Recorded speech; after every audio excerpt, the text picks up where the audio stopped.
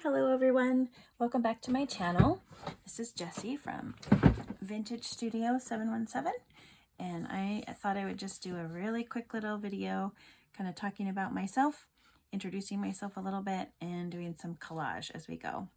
And towards the end I'll touch on the idea that I've been kind of percolating around talking more about crafting and how it can be therapeutic. So yes, most of you know me from these printables that I do, and have an Etsy shop, which is listed below. And these that I'm working on actually are the ones I made this year for Christmas. And maybe now would be a time to kind of talk about them.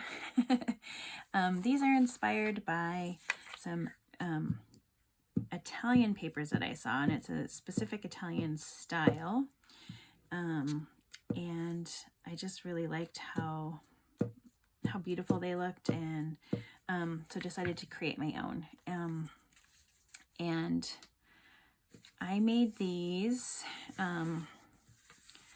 from images from the public domain. So these swirls and things are all architecture elements that you can find in design books in the public domain. And so I downloaded those onto my computer and put them into Photoshop and kind of made them into what's called a digital stamp, and painstakingly added them to these pages.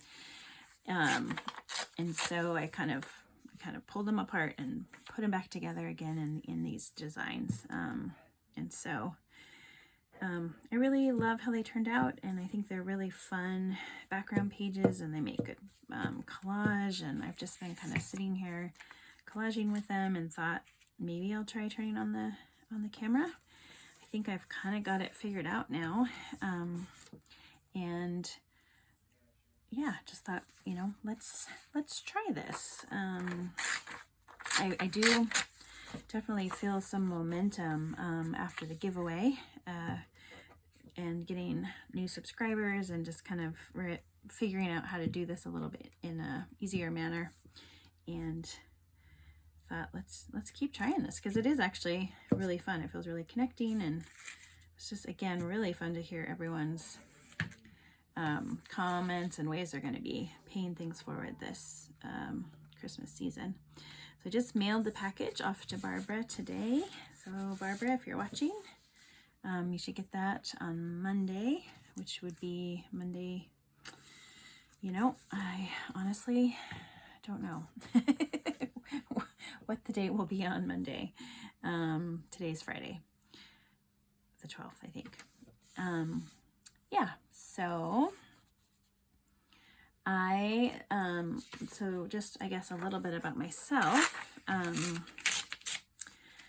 I have loved old things and vintage things for my whole life. My grandparents lived in this big, beautiful home in Colorado, and my great-grandfather built it in, I think, 1917 maybe, and it was a big old house that had two kind of apartments right on top of each other, and then there was an attic and a basement. And anyone in the family that passed away, their items were brought to the house and just stored, and then never nothing was ever done with them. So my grandpa was born in the house and grew up there, and then when he got married, my grandma moved in there, and they moved into the top floor, and my grandpa's mom, my great-grandmother, moved into the bottom apartment, and she had been living on the top floor. So when you think about that, that's such an interesting scenario, right? To be newly married and to move into your mother-in-law's house, and she moves downstairs. And I think that set up a dynamic for the family for my grandma of, not being able to really change much.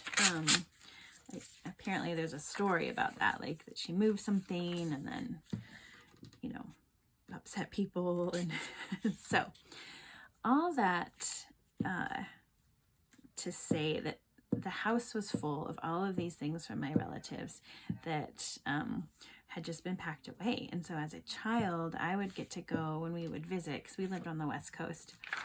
I would get to go and kind of go into the basement and open these closets, and there would just be boxes of old furs and Christmas cards and kitchen items and just all this stuff. It was just like this treasure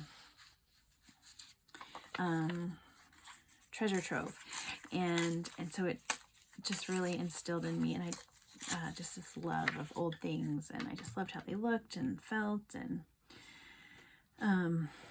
you know, there was an old fox stole, maybe is what it's called, where it's the foxes, and one fox was biting the tail of the other fox, and the women would wear it around their neck.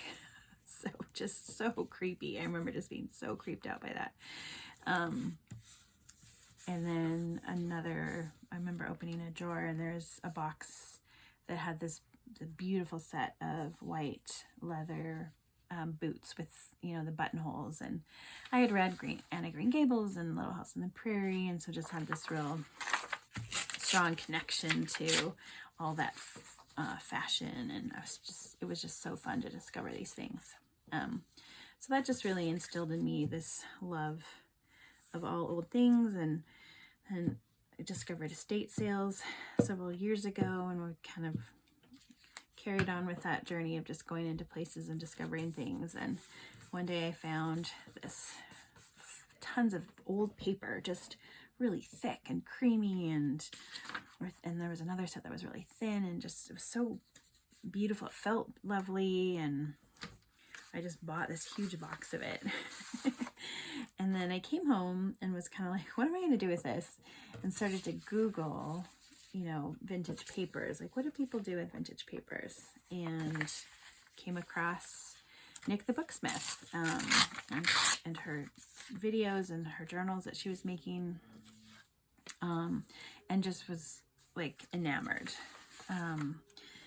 That was my very first intro to junk journaling, and I felt like this whole new world had opened up to me, and there's these people that love the same things I do and are making beautiful things out of it. And I sat and watched like every single video she had done, and she didn't have a ton of subscribers, because I remember thinking like, whoa, she's got like 1,000 people that watch her that like this. And so, yeah, I was just kind of in awe. And so that was how I started to learn about junk journals. And so I then started to go more to estate sales and buying more vintage ephemera, because I was like, oh, there's people that like this, and I can make things from it. And thought I would open an Etsy shop, and I did vintage items on there for a while, and then I kind of discovered I have Photoshop, because I love photography. So through that process, I kind of realized, oh, there's these kits that you can make, these digitals that you can make. So I really learned a lot about kind of how to do that with Photoshop for several years. It took me a long time. Photoshop is not a super easy program, and I kind of have to do everything the hard way anyway. So just learned, and just tried and learned and experimented and discovered the public domain, and that's just a whole other rabbit hole where you just kind of go down, or like, oh my goodness, there's so many amazing documents out there and beautiful things. And so really just had so much fun. And then about a year ago, Gail discovered my shop and bought one of my digitals, and used it in a video, and people really liked it and just bought a lot of items. And it was so amazing to think like, oh wow, this stuff that I'm working on, people are enjoying. I was so thrilled by it. And it's just so exciting to me. And so yeah, this whole last year I've been just kind of continuing on and making things, and really kind of getting to know Gail better and just seeing like what a kind heart she has, and really wanting to, you know, put that out into the world as well, because I think especially in this season we just need kindness, you know. So yeah, so that's, I just started the giveaway a couple weeks ago, and that kind of got me inspired to do more videos. So I haven't done much, but you know, so far this is going well right now, huh? So yes, that's a little bit about me and my journey with junk journaling. And I'm really excited to dive more into YouTube and kind of share more of my digitals and things in my Etsy shop. So I'm looking forward to that. I do want to explore a little bit more the, you know, kind of idea of what we can learn from ourselves from crafting and the benefits of crafting. And that is something that I am very passionate about, and I'm excited to explore and talk about more on here. And so I will be doing more of those videos. I think we all of us who like crafting, you know, would say, of course, like we know this, but it's really neat because a lot of studies have been done lately in the last several years just on how crafting, and not necessarily crafting per se, but like artistic activities like painting and sculpting and kind of playing with clay and things have really benefited people with PTSD and trauma in their lives, and how it has really helped with the therapeutic process. And so we can, you know, take from that the fact that if it helps people that are traumatized, it will also benefit other people as well. It calms our brains in a way, and really can aid just our overall well-being. So it's linked to mindfulness, and we can talk about that later in other videos. But yeah, there's just quite a lot about the benefits of this type of activity that I would like to kind of explore, as well as the idea that we can learn from ourselves, right? Because not everybody loves crafting all the time. Sometimes it can be frustrating, and sometimes it can bring up our struggles with, you know, perfectionism or comparing ourselves to others. Just there's, you know, quite a lot of stuff that can come up when we do anything, actually. And so crafting, I think, can be a way to kind of maybe think about ourselves in a little bit, kind of learn from what we are discovering, and possibly use it as an avenue for growth and change. So yes, I will be doing more videos like about that topic in the future, and comment below if this is something you're interested in, and we will go from there. All right, everyone, thanks for watching, and appreciate those who stuck to the end, and I will see you in the next video.